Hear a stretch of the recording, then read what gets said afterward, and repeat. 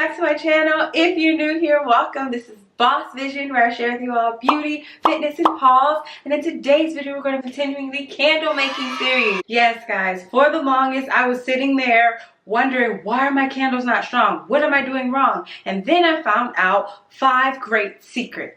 If you're like me and you want to make sure your candles have the best hot throw possible to give the best experience to your clients, then stay tuned for this video. And if you like videos like this, please make sure you give it a thumbs up and definitely subscribe so you don't miss out on anything else that I post. Alright, let's just jump right into it. Okay guys, so the #1 tip is to be mindful of the temperature. I cannot stress this enough. It's too often that we see people make the candles and just focus on melting out the wax. I've seen people melt the wax in the microwave or in a presso pot, what have you. As long as you are mindful of what temperature your wax is at, once it is completely melted, you will be in the clear. The safest area to be in with coconut apricot cream is between 180 and 190 degrees Fahrenheit. It's super important to be mindful of that so that your candle will have a happy balance and medium. Yeah, you should definitely melt your candles to the proper temperature. And I will leave a link down below with a chart outlining the proper temperature to melt your different waxes, because I always wanted to know this, especially when I first started, because you guys, to be honest, I've tried every different type of wax. I've tried IGI 6006, I've tried pure soy wax, coconut apricot cream, beeswax, virgin coconut soy, cocoa Serica. I've tried one more. I've tried coconut hybrid. I've tried everything you could possibly think of. But the main thing is, I didn't understand the fact that you have to respect the process. You have to take your time with this. It is not going to happen in one day. You're not going to wake up one day and be like, I just know how to make a candle. No, it has to be trial and error. You have to take your time and then, you know, watch YouTube videos like this where you get insight into other people who've tried it, failed at it, and succeeded at it. Definitely research the time that you're supposed to melt the wax too. Just because the wax has been melted does not mean it's at the proper melt point.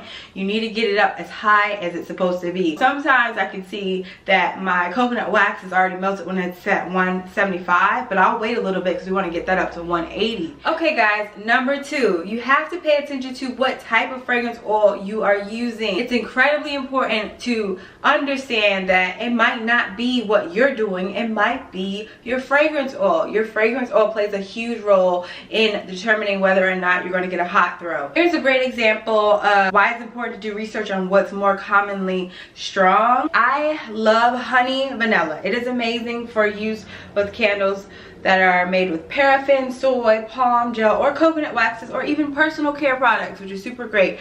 This has an amazing scent to it.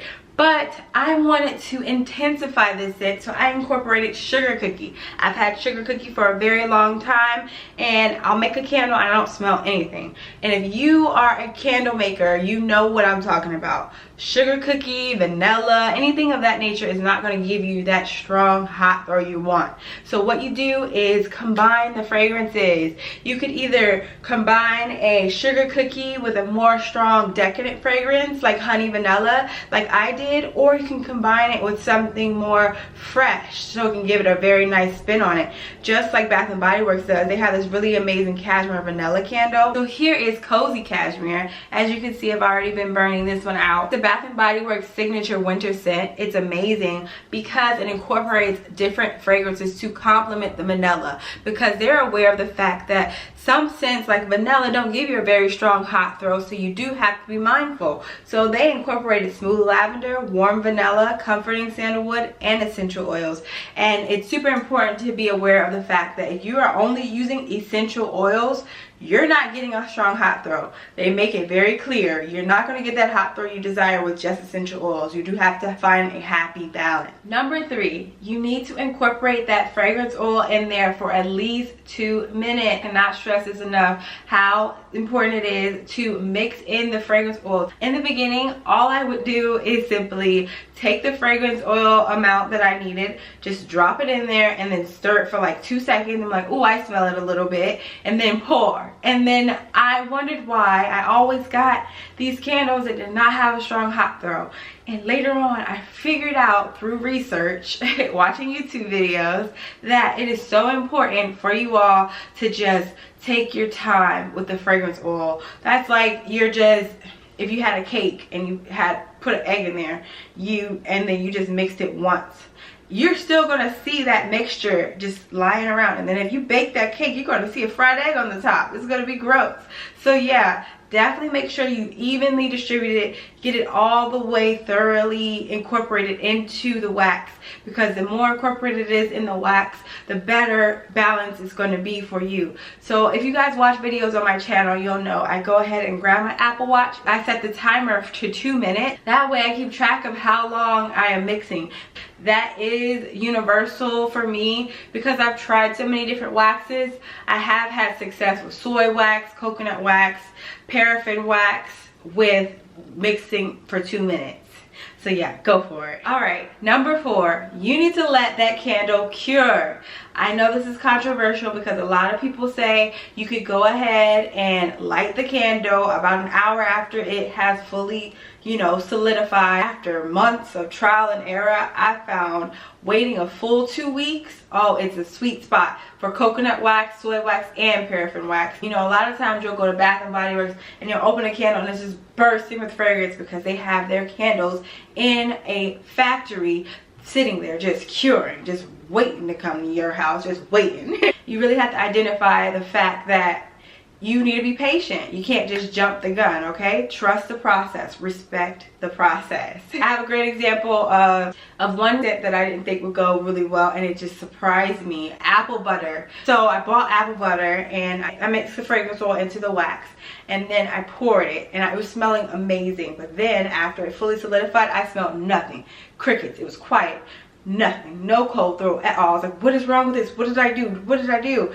And then at that point, I had done enough research to know that you don't know for sure at that point. You do have to cure it for 2 weeks just to see if it actually is messed up or if it is a weaker fragrance oil. So I waited 2 weeks, and oh my God, I opened that candle and it was just bursting with fragrance. I was like, oh my God, this is great. And then I lit it. I was like, is it gonna give me a hot throw too? And it did. It was amazing. It filled up the entire room, my living room. So honestly, just be patient, trust the process, wait 2 weeks. Okay guys, my last tip would be to be mindful of your candle wicks.